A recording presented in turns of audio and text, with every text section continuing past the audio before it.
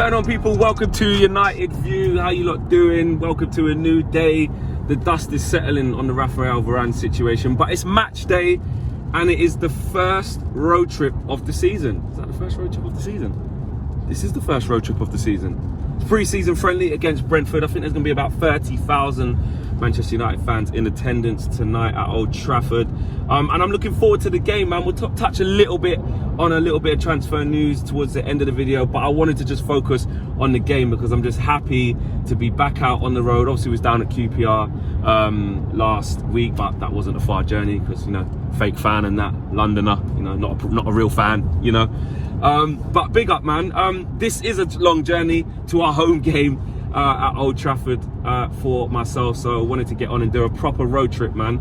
Man United against Brentford. Look, in the fallout from the, well, I'm not going to say fallout, in talking about, in hindsight, about the game against QPR, you know, there was a load of people I felt just probably just overreacting a little bit. I felt it wasn't great, don't get me wrong, and the team that we did actually start with, you know, that wasn't the team that ended up losing 4-1. Like, you know, we started with that team and it was what, 1-1 at halftime.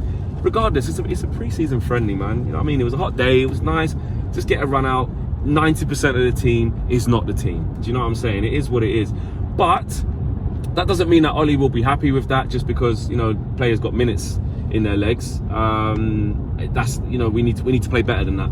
And obviously we're going to be at home, 30,000 deep, against a newly promoted side as well. So they're going to be up for it. They're going to want to, you know, prepare as best they can for their fight to stay in the league next year, Brentford. So we've got to be on it. Early team news is Donny van der Beek is back in the squad. Scott McTOMINAY was in the squad against QPR, but he's pushing for a start today. And Diogo Dalot is back in training and pushing to be involved. He said, Ollie went on to say that those two will probably be on the bench, which is fine. You kind of understand that. Martial, this game has come too soon for, but he is back in training. And the same goes for Bruno Fernandes as well. So he's probably going to play in the next one. What's that? Preston on the weekend, which obviously we will be at.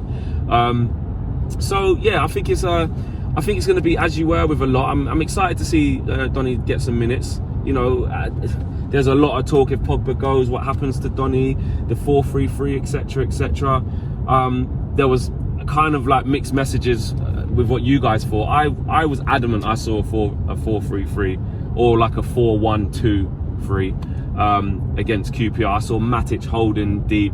Everyone was saying that no, Pereira was just playing it badly and was playing alongside Matic and that. I just didn't see it in the first half. I saw it as one holding and 2 8s, but it is what it is. But what I do want to see is, you know, now we're playing against a better side and we're at home and we've got more players back. We've had another extra few days training to see if we can up the intensity and to see if we do get that out and out formation change where we can all look at it and say, you know what?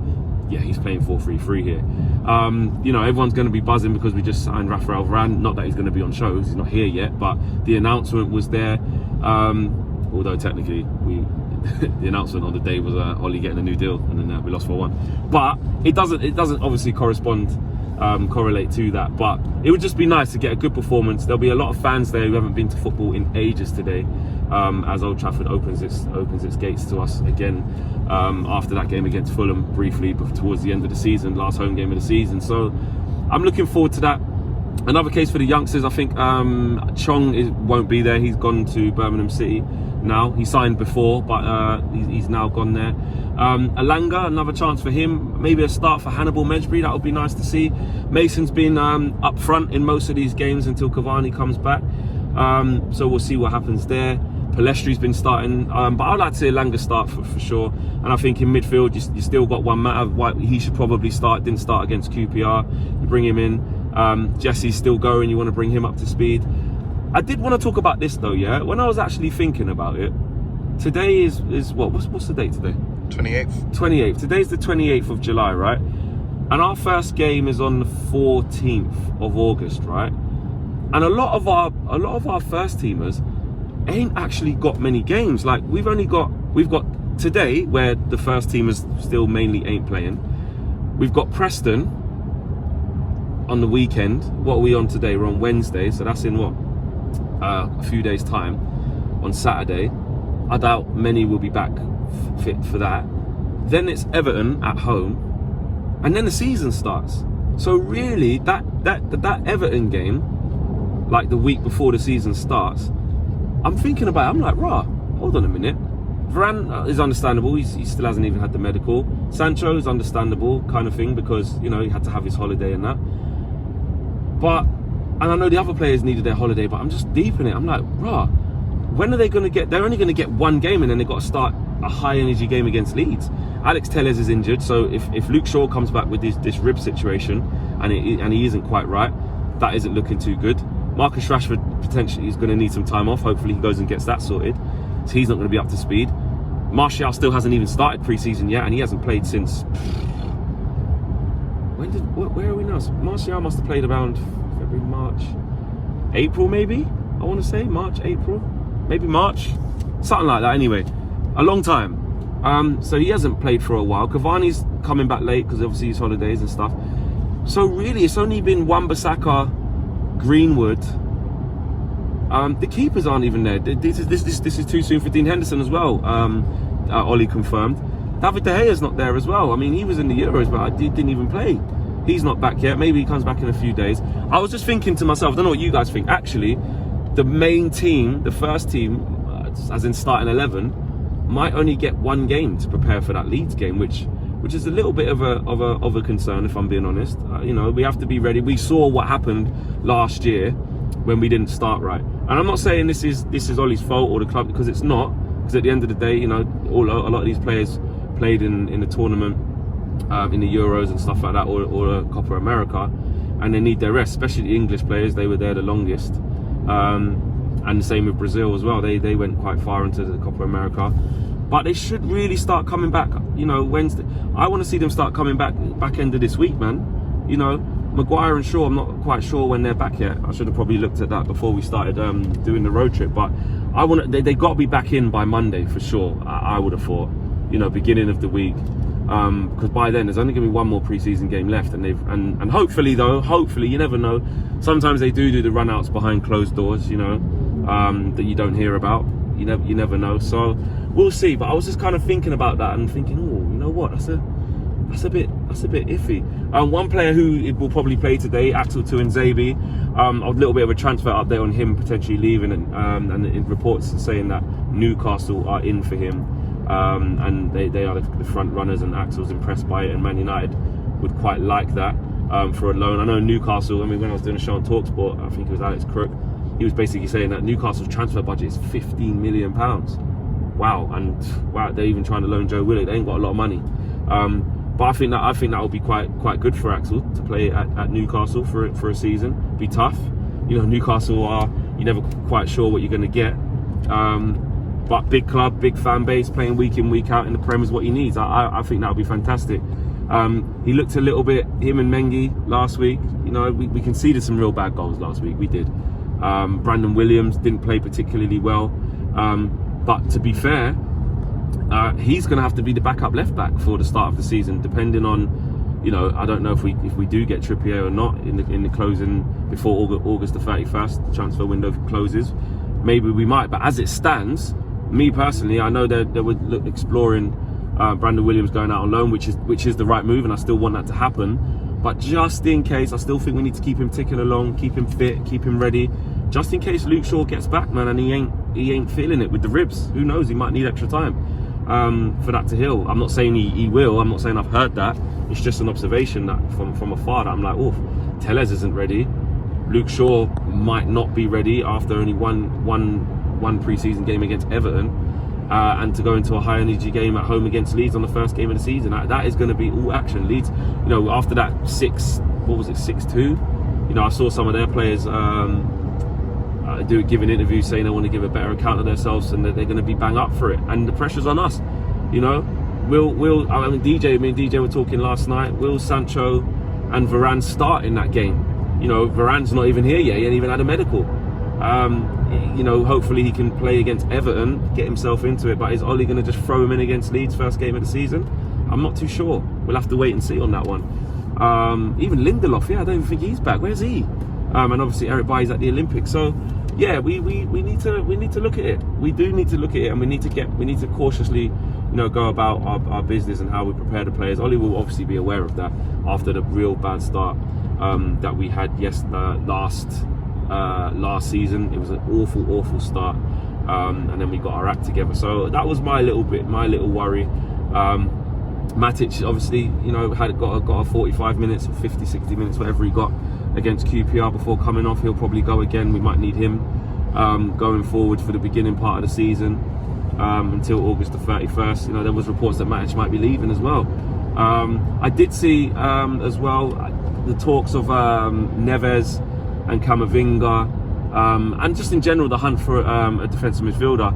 A lot of journalists are reporting that it depends on who goes out. It depends on what happens with Paul Pogba and who goes out. And we've been talking a lot about that over the last few days, and I know you lot have had your say on it, and I just feel like there's got to be some movement. We've got a lot of midfielders there. I know we agree that they're not good enough, but currently we've got a lot of midfielders there. Between McTominay, Fred, Pereira obviously going to go, Matic, you add him in, that's 3. Paul Pogba's 4, Donny van der Beek 5, and Bruno, you don't really count as an actual midfielder, but technically he is, so that's 6. But you don't include Bruno as one of the issues. He's obviously going to play every game in the 10. But in terms of bringing in that defensive midfielder, you've got Matic, Fred, and maybe McTominay that might try and make him that, vying for that position. If Ollie is going to come away from the 4-2-3-1 formation, something's got to give. Something's got to give. We've heard a lot about Neves being interested in Manchester United, wanting to come to Manchester United. Would I take him? Yes, but like I said on the Flex and KG show, I would just need someone with a bit more oomph in there as well as him. Don't mind keeping the ball and playing in a different way. I get it. Someone said in the comments, actually, big up if it was you, it was a fair comment. They said, is Kante, I think they said, is Kante and Jorginho like massive, like tall?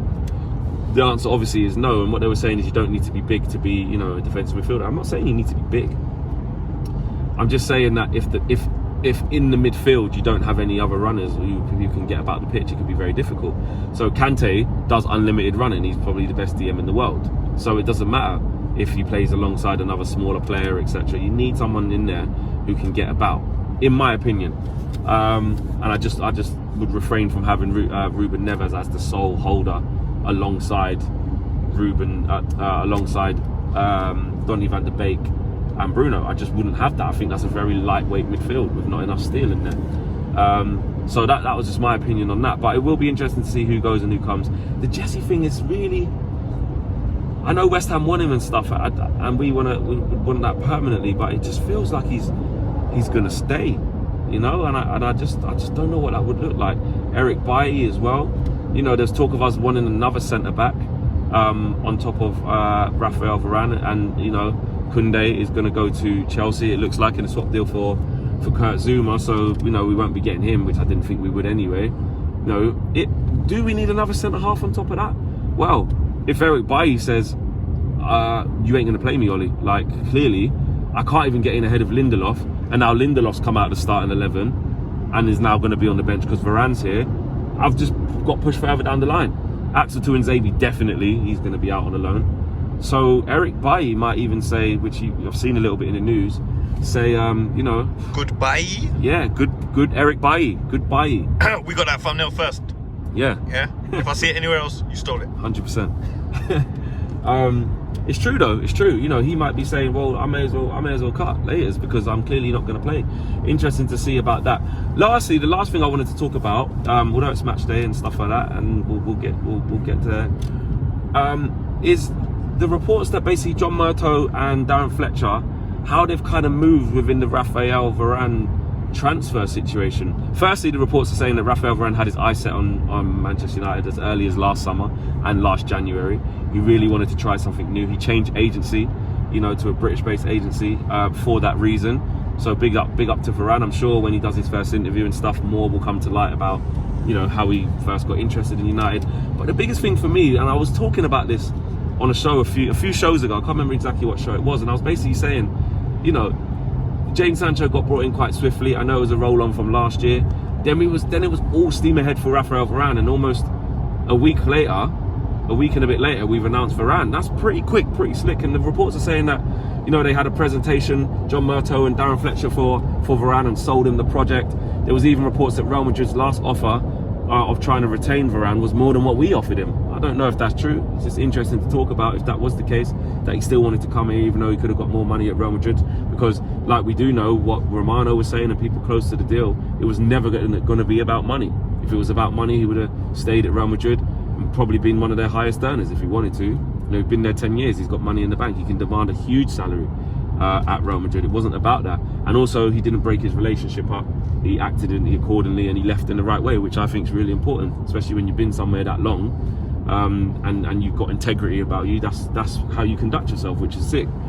But more so in the Murtough and Fletcher situation, are we, and this is just a question to you guys before I leave you, are we starting to see transfers be done quicker, executed with more guile, executed with more intent, more purpose? Are we starting to see that? Only time will tell, in my opinion, you know, what happens when we get to January, what happens when we get to next summer, etc, etc. But so far, with the way the Varane deal was executed and how quickly it happened, I know it was a one-horse race and no one else was in for him. We still got to get it done. And you know what? The reports that Murtough and Fletcher had the presentation ready, etc. PowerPoint power. Exactly, PowerPoint power. Maybe they did have that. I just think it's an interesting discussion. So let me know in the comments below. Do you guys think that, you know, we're seeing a little bit of a turn, a little bit of a change in emphasis and change in strategy? Are we starting to see, you know, the fruit, the labour of the fruit blossoming out of us changing our strategy and changing the people who are doing the transfers? Maybe we are. Maybe we are. Smash a like on the video, guys. We will see you with the after-match content, fan cams as well. And hopefully, here's to a good run out, no injuries, and a win as well. Do you know what I mean? I heard the weather's not very nice in Manchester as well. It's been, I was going to say snowing there. It's been thundering all day as well. So I've got the jacket ready in the boot, and I'll see you guys then. Peace.